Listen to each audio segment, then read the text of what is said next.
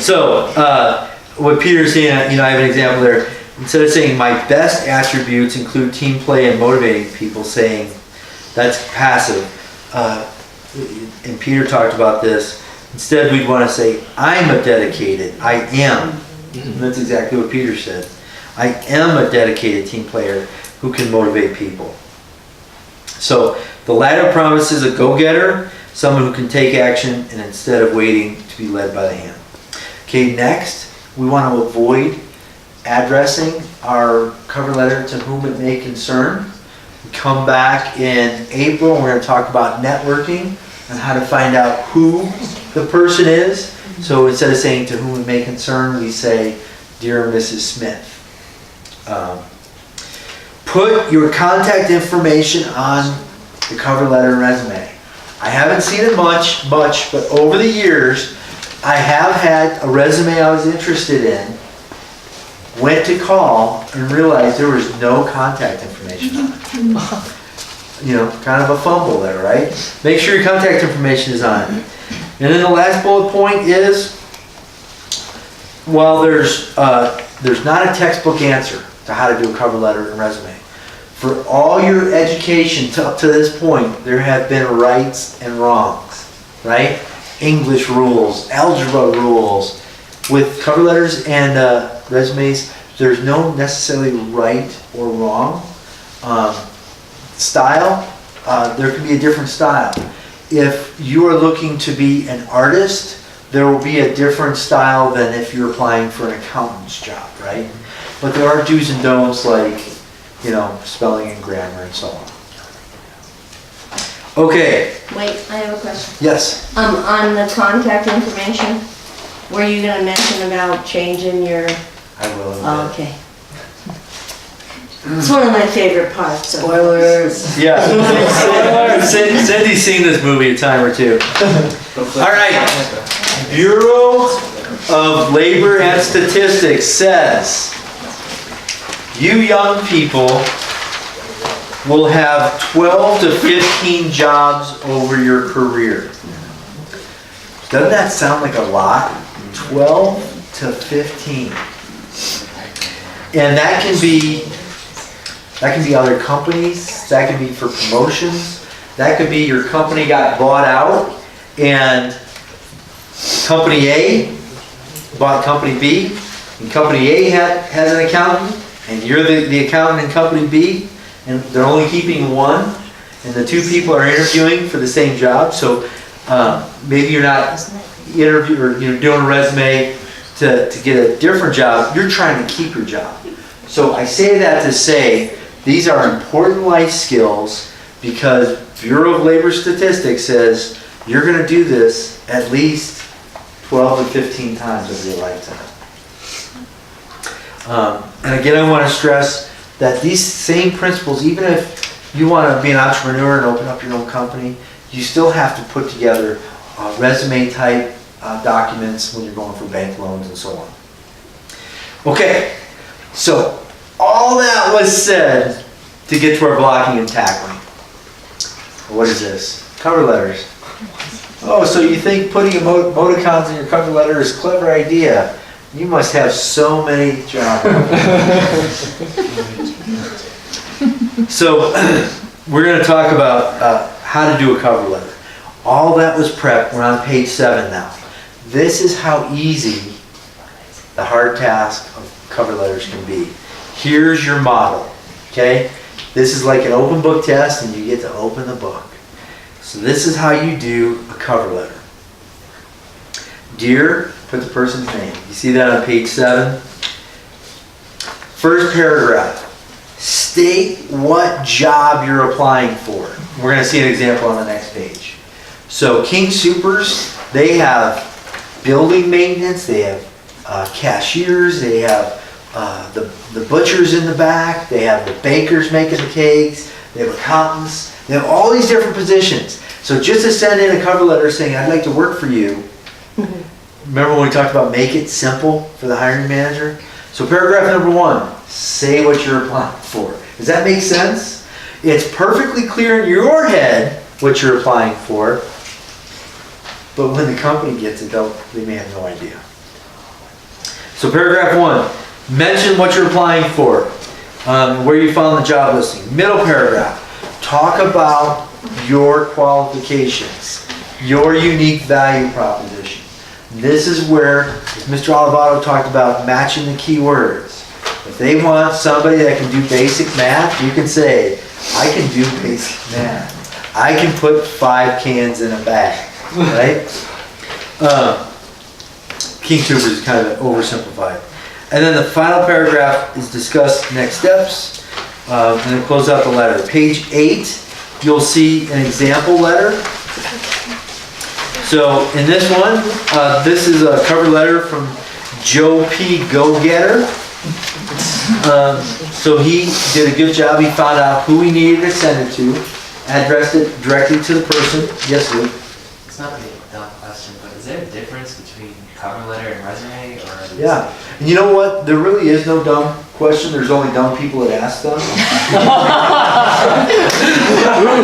can throw something at it, Luke. I say that all the time. That wasn't directed at Luke. Isn't that funny? You guys are welcome to use that. You know what?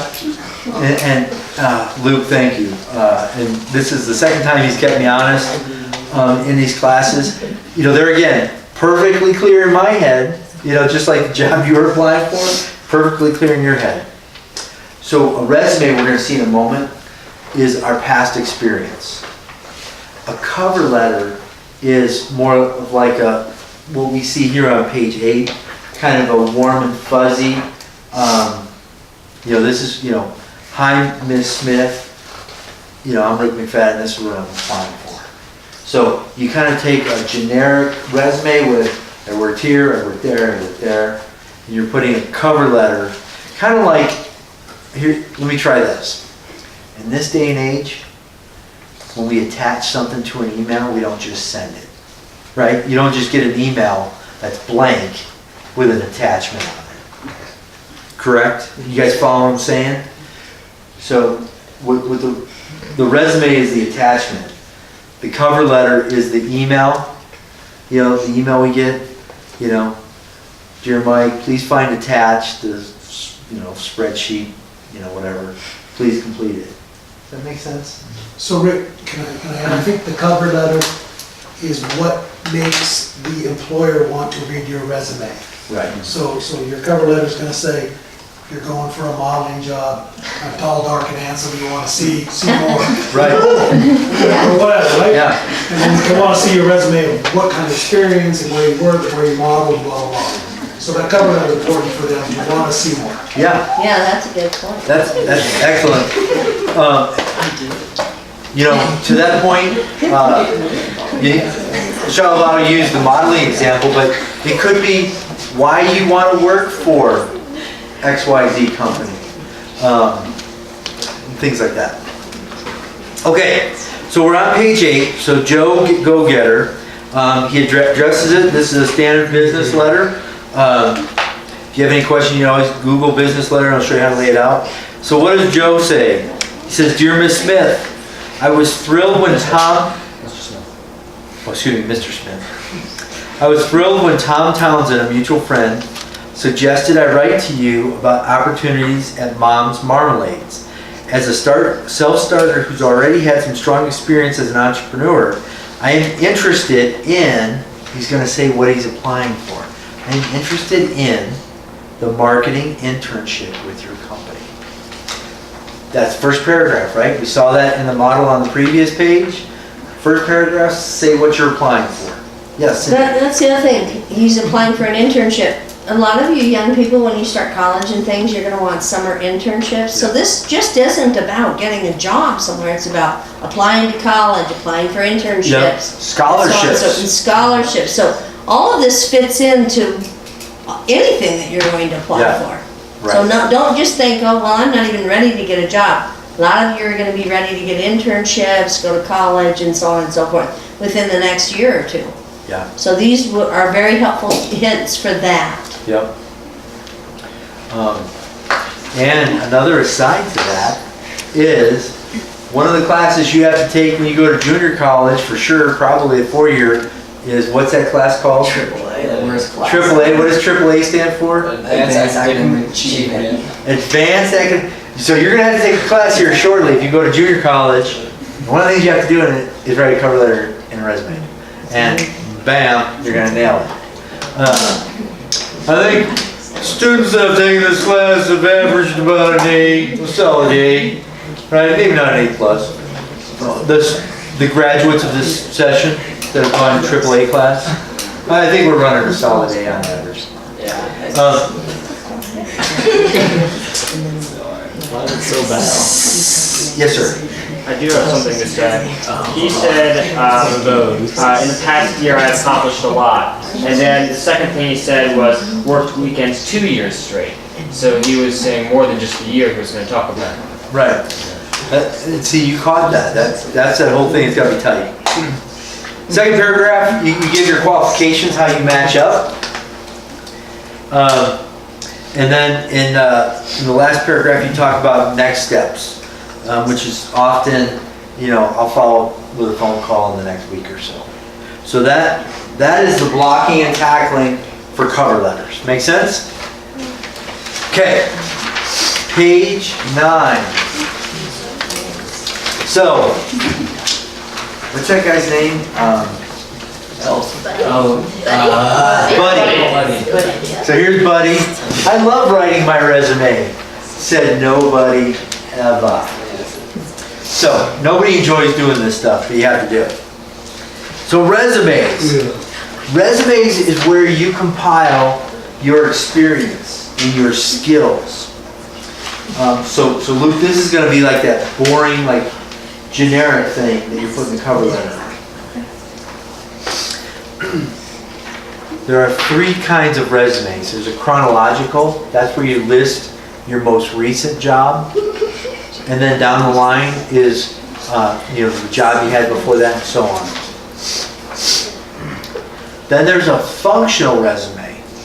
Functional resumes isn't where you necessarily list out everywhere you've worked, but you talk about the skills you have, the functions. And people use functional resumes, and I'll show you an example here shortly, when either they don't have previous work experience or they're changing careers, like they're going a different direction. So we'll get into that, how that works. And then the third one is a combination where you do both. Talk about your functional skills and then also show your experience.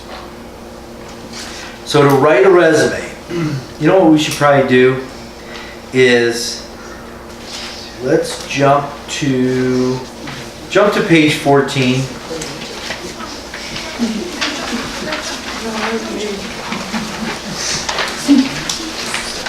So this is what a resume looks like. In case you haven't seen a resume, on page 14, it lists this person's work experience. They work as a pet sitter, and before that they worked childcare. So if you haven't seen a resume, that's just an example of a resume. Okay. So let's go back to page 9. So when you're creating a resume, the header at the top of the resume, it should have your name and your contact info. Number 1, use a phone number that you answer. You all may not have issues with this because you all have cell phones. You'll probably put your cell phone on it. I grew up before cell phones, so we always put our home phone on our resumes.